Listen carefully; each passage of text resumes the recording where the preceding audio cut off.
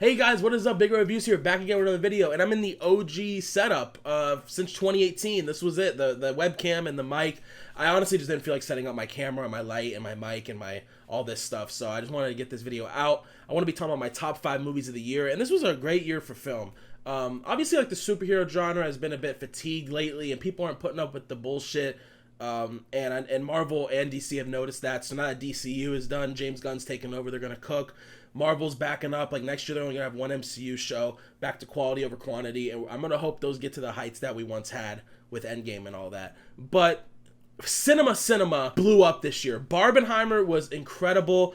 It was made by the public and like fans of movies and kind of memes, and it wasn't made from some exec trying to make money or something like that.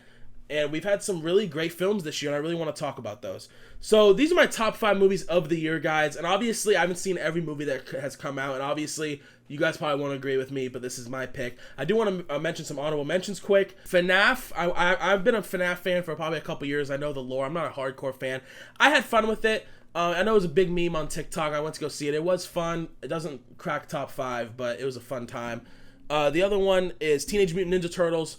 Great movie, super underrated. It got like overshadowed when it came out. The animation's cool, the jokes are funny. My other honorable mention is, might get people some people pissed, is Barbie. I loved Barbie to death. I had a great time with it. It was funny, it was emotional at times. I love the acting, I love the set design. I love Greta Gerwig as a director. I loved it. But these 5 films that I have on my top 5, I just enjoyed more. And some of these films on my top 5 aren't objectively a better movie than some movies that aren't on the list. It's just movies that I had fun with and movies that I thought were really well made and that grabbed my attention. So number 5 is Martin Scorsese's Killers of the Flower Moon. Now, this is actually the first Martin Scorsese movie I've seen in theaters, so that was an experience in itself. If you don't know who Martin Scorsese is, I mean, he's probably probably the best living director right now, and in the top 3 directors of all time, I'd say. And he just makes banger after banger. I mean, he made The Irishman in 2019, but that got, that was on Netflix only. And if you guys don't know, really, Apple TV is like funding his movies now, and Netflix funded The Irishman.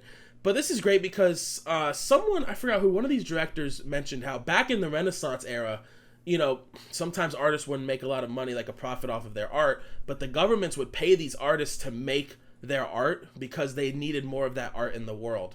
And that's kind of what Apple TV is starting to do with Martin Scorsese now, because his movies, Martin Scorsese's movies never really make like, oh my gosh, like $1 billion. Like, this budget was about 200 million. They made about 300 million. And if you know anything about budgets in film, if you don't make double your profit, then you're not really profitable on a movie. So he's never really profitable, but Apple TV, $1 billion company, and they know that people are going to come to their site because they have this deal with Martin Scorsese now. And I'm just glad we can keep getting more of his movies. Killers of the Flower Moon was incredible. We've been hearing about it for years. I mean, we had this one shot I'll put on the screen here of Lily Gladstone and Leo DiCaprio for like 2 years. And that was like the only photo we've had of the movie. It was like a kind of a meme. When that scene came on in the theater, I was like, there it is. But this movie's incredible. I mean, it follows the Osage in the 1920s, and how basically a bunch of white people were kind of coming over there because they knew that these people had money because they had the oil, and how these murders started popping up, and how the government wouldn't really take it seriously. And it was a big thing back in 1920, but not a lot of people know about it. And this movie helped basically bring that to the general population, because, America and all that, they kind of want to, like, keep that off the grid, I guess, because it makes them look bad. But this movie is phenomenal. Lily Gladstone needs an Oscar for this movie for Best Actress. I mean, she has a scene, especially where, I mean, she's sick like half the movie.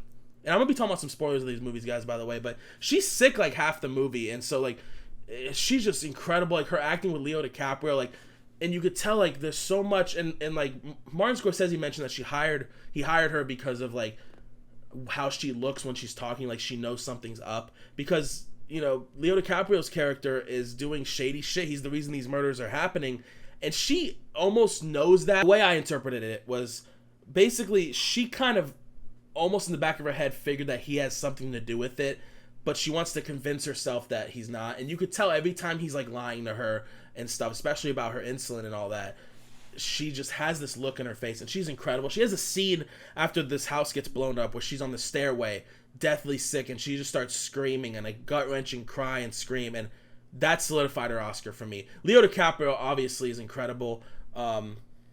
Robert De Niro's incredible. The cinematography in this film, I mean, there's a shot in the beginning, like the first like 30 seconds of the movie where some Osage guys find oil, and it's just a slow motion shot, maybe a minute of them just running through it cheering. I mean, that, I could see this movie winning best cinematography. If you haven't seen it, please go see it, guys. I mean, it is longer. His movies usually are about 3 hours, but it's a really good story, and it's based on real life, and if you want to learn more about what happened, because, you know, the government and all that has kind of hidden it, go check it out, because it is really a sad story what happened. And history, especially really bad history like this, needs to be shown and learn and absorb, because if you don't show people history, it's bound to happen again. Number 4 on this list is Guardians of the Galaxy 3.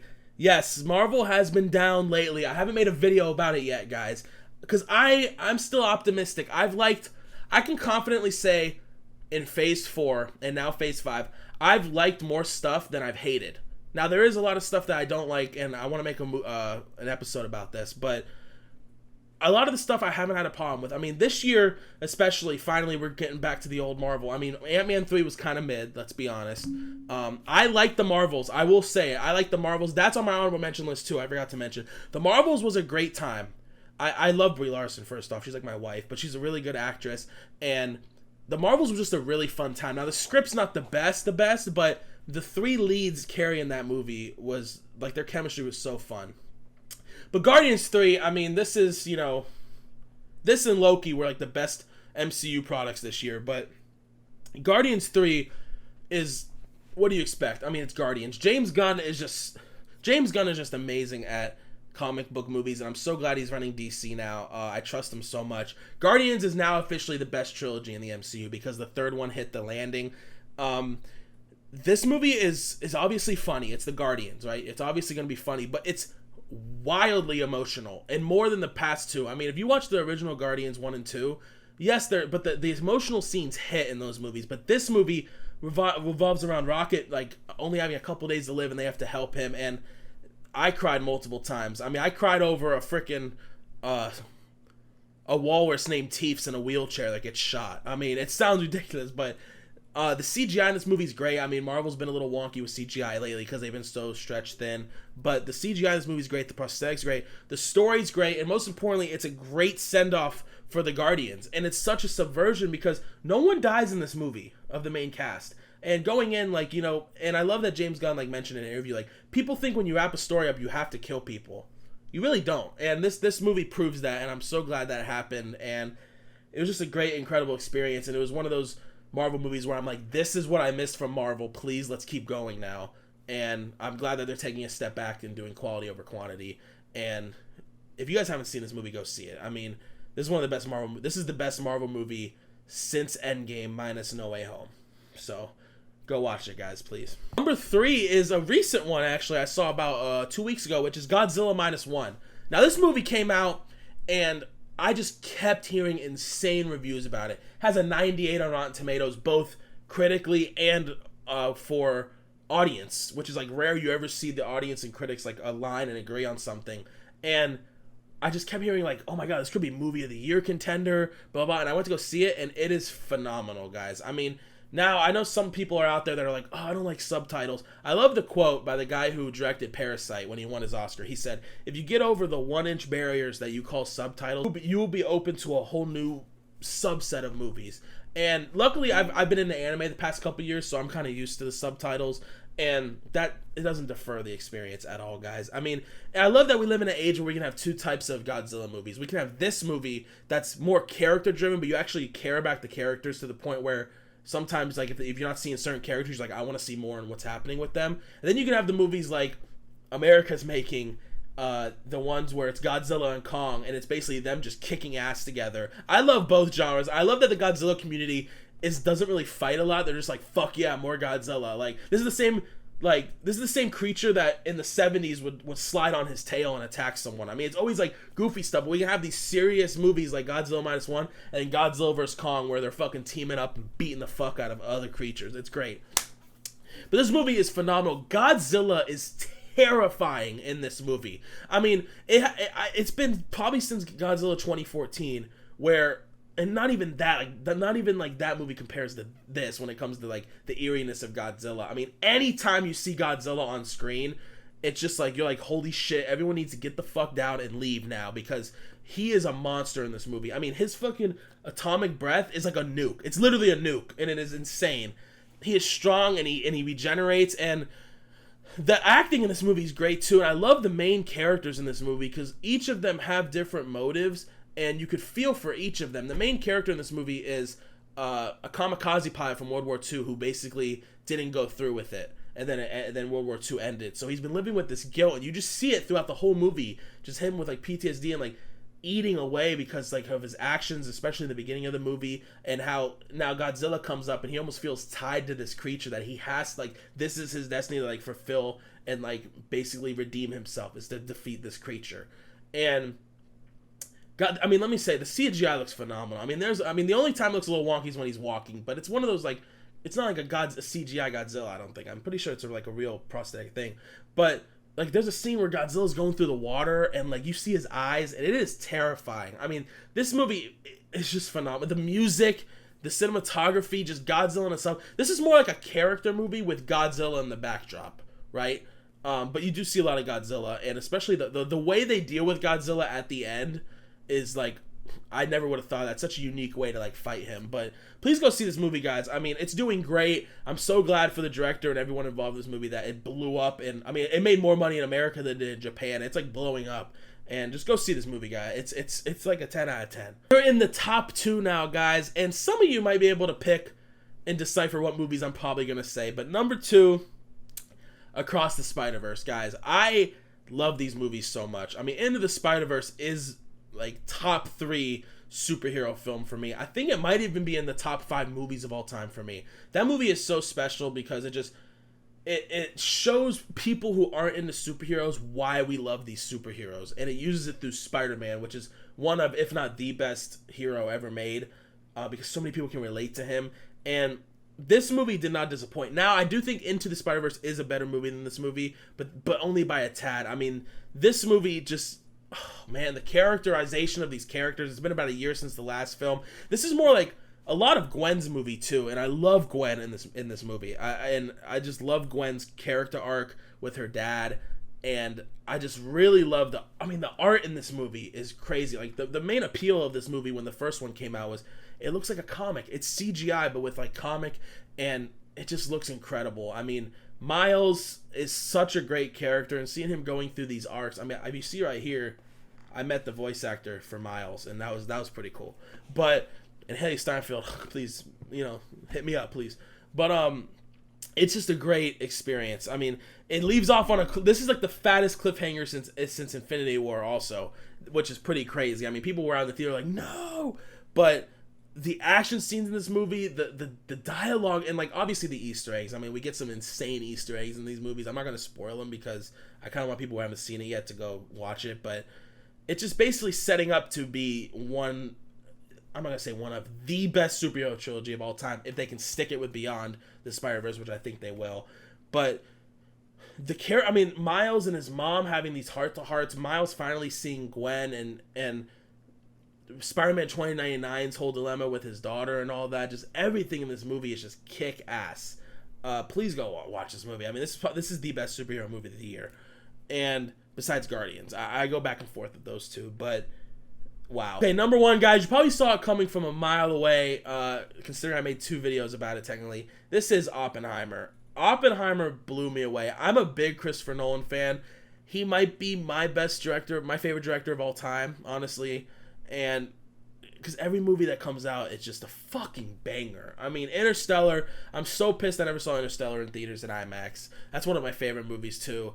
And then we watched Tenet. I remember, so Tenet came out in June of 2020, like middle of COVID. And I remember he was like, no, I'm releasing it in theaters, I don't care. And me and some friends put our masks on and went. There was no one in the theater, and we just watched it. And I was like, what the fuck am I watching? And this movie, I mean, everyone kind of knows about who Oppenheimer is. I mean, if you don't know, you've at least heard, I become Death the Destroyer of Worlds.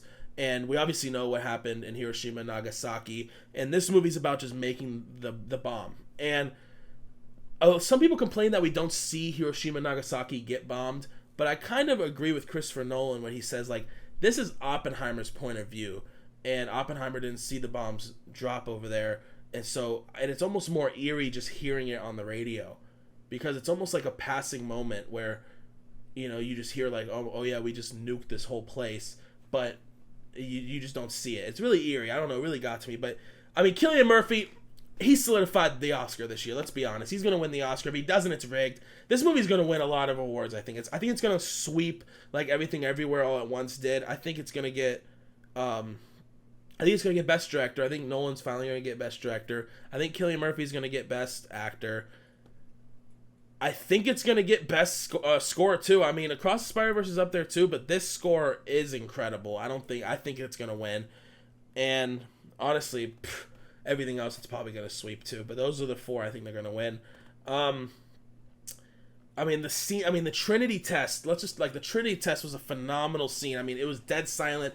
No one in the theater made a single noise.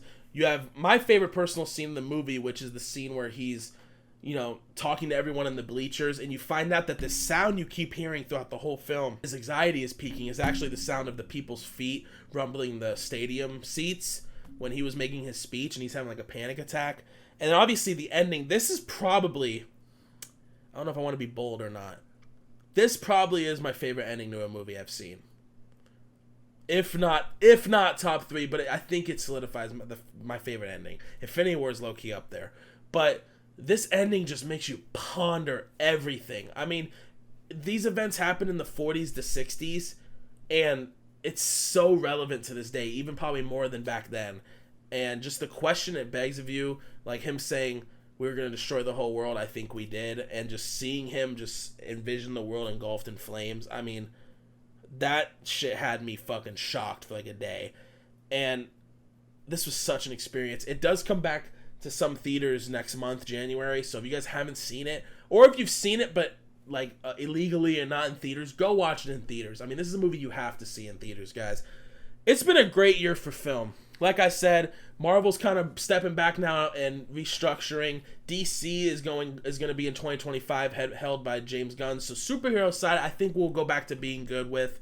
But this is a great film for just cinema and like what cinema means, instead of like I said, I love superhero films, but it's a lot of the same stuff, and they're not necessarily like amazing movies in the sense of cinematography and writing and the themes and all that. But that's not what superhero movies are for. They're there to have a good time.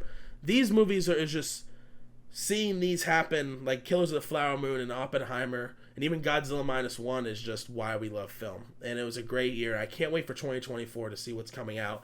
But let me know what your guys' top 5 or favorite movie of the year. Talk about movies that you think I snubbed off the list. I love to talk with you guys. As always, it's Big Red Reviews here. Thank you guys so much. As always, until next time. Bye-bye.